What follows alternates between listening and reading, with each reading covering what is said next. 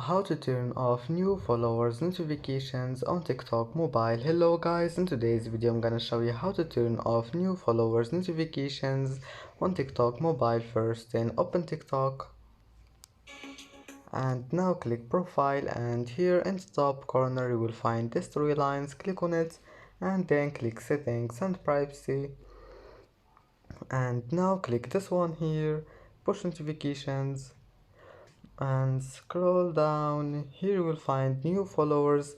Now all you need to do is just turn this off by one click and then go back. It will be saved. And as you see, that's how to turn off new followers notifications.